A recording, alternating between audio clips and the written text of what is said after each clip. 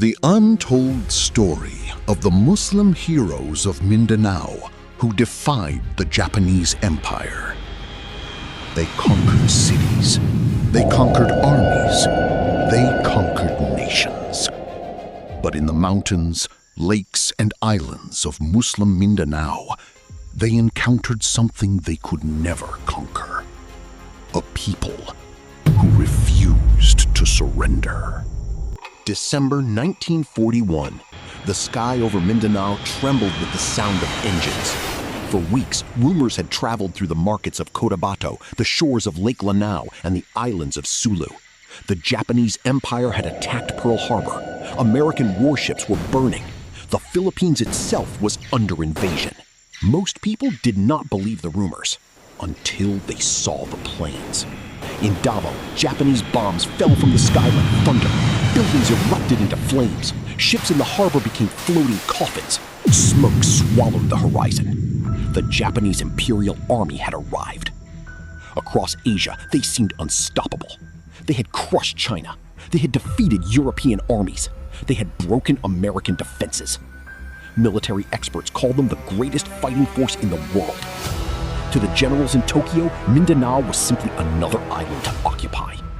They were wrong. Because long before the Japanese Empire existed, there lived in the southern Philippines a people who had spent centuries resisting conquest.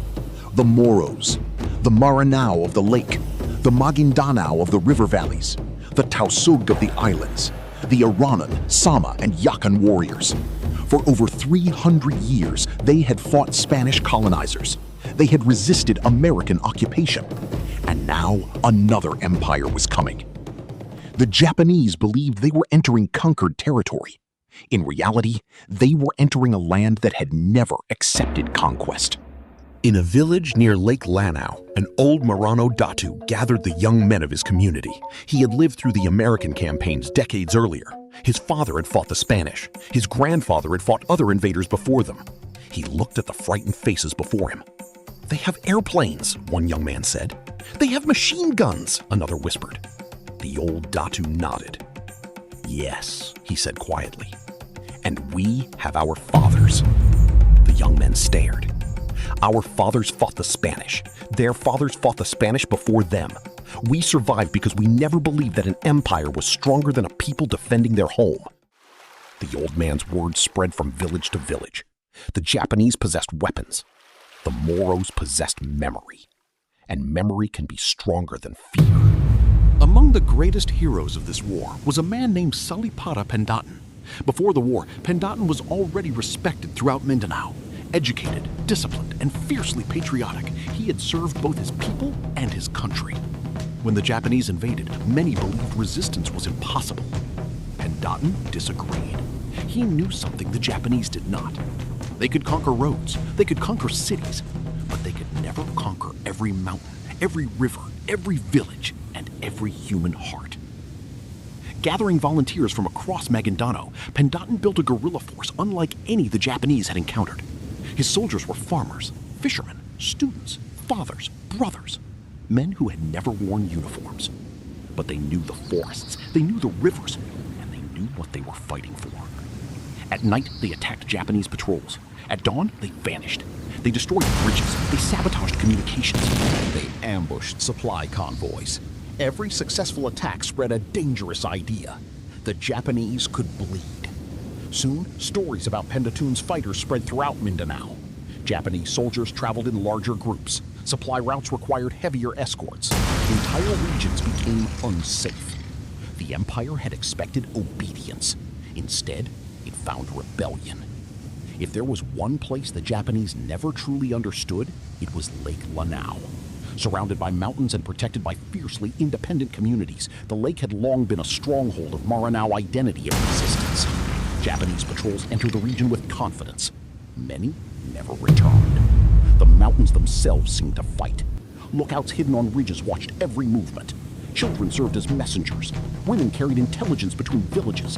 Elders coordinated resistance efforts. The entire community became a battlefield. Japanese officers soon learned a terrifying lesson. A Maranao village was never just a village. It was a fortress. One Japanese patrol entered a mountain pass believing they were pursuing guerrillas. Instead, they walked into an ambush. Gunfire erupted from every direction. The attack lasted only minutes. When it ended, survivors fled in panic. Stories of such attacks spread quickly among Japanese troops. Soon, soldiers dreaded assignments to the Lanao interior. Some commanders simply avoided certain regions altogether, not because they lacked weapons, but because they lacked control.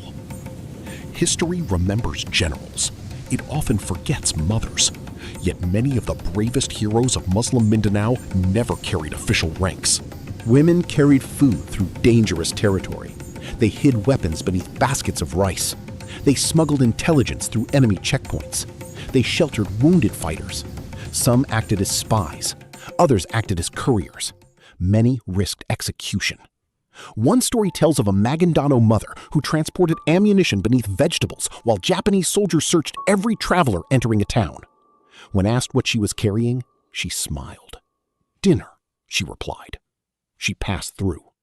That ammunition would later be used in an ambush against Japanese forces. No medals were awarded. No monuments were built. But wars are won as much by courage as by bullets. Far to the southwest, in the islands of Sulu, another war was being fought. The Tausug people had resisted foreign rule for centuries. To them, the Japanese were simply the newest invaders. The islands became a nightmare for occupying forces. Japanese troops could seize a town during the day. At night, the resistance returned. Supply boats disappeared. Outposts were attacked. Patrols vanished. The sea itself seemed to belong to the guerrillas. Tausug fighters knew every reef, every mangrove, every hidden channel. They attacked quickly, then disappeared into the islands. Again and again, Japanese commanders attempted to destroy the resistance. Again and again, they failed. The Empire possessed battleships. The resistance possessed home. And home is a difficult thing to conquer. Many names have been lost to history. The young Maranao scout who warned villages of approaching troops. The Tausug fisherman who smuggled food to guerrillas. The Maguindanao father who fought knowing he might never return home. The imam who encouraged resistance despite the threat of death. The children who served as lookouts. The mothers who buried the fallen. History rarely remembers ordinary people. But ordinary people are often the ones who change history. Thousands of Muslim Filipinos fought and died resisting the Japanese occupation. Many were never recognized. Many never received medals. Some were buried in unmarked graves. Yet without them, the story of Philippine resistance would be incomplete. By 1944, the Japanese Empire was collapsing. American forces were returning.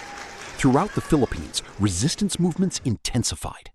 In Mindanao, many Muslim guerrilla groups had already spent years fighting. They had never surrendered. They had never accepted occupation. And now, victory finally seemed possible. American officers arriving in Mindanao were astonished. In some areas, Japanese authority had existed only on paper. Beyond the towns and military garrisons, resistance remained alive. The Japanese had occupied territory, but they had never conquered the people. When the war ended in 1945, celebrations erupted throughout the Philippines. The Japanese Empire had fallen. The world rejoiced. But as history books were written, many stories disappeared. The battles of Bataan were remembered. The fall of Corregidor was remembered. The liberation of Manila was remembered. But many of the heroes of Muslim Mindanao slowly faded into silence. The farmers, the fishermen, the mothers, the scouts, the guerrillas, the communities that had stood against one of the most powerful military machines in history. Their story became a footnote. Yet history owes them more. Because they proved something extraordinary. An empire can conquer cities. It can conquer armies. It can conquer governments. But it cannot easily conquer a people who refuse to surrender. Today, if you travel through the mountains of Lanao, the plains of Maguindanao, or the islands of Sulu, the wind still carries echoes of that generation. The generation that faced bombers with courage. The generation that faced machine guns with determination. The generation that looked upon the flag of the rising sun and refused to bow. The Japanese Empire invaded Muslim Mindanao. It occupied parts of it. It fought for it. It bled for it. But despite all its power, all its soldiers, and all its victories elsewhere, there remained one truth the empire could never escape. There are some lands that cannot be conquered because the people who defend them value freedom more than life itself. And among those lands was Muslim Mindanao. Their names may not appear in every textbook. Their monuments may be few, but their courage remains immortal. And perhaps, after all these years, it is finally time that the world remembers. This is a link of Exploring Mindanao. Thank you for watching.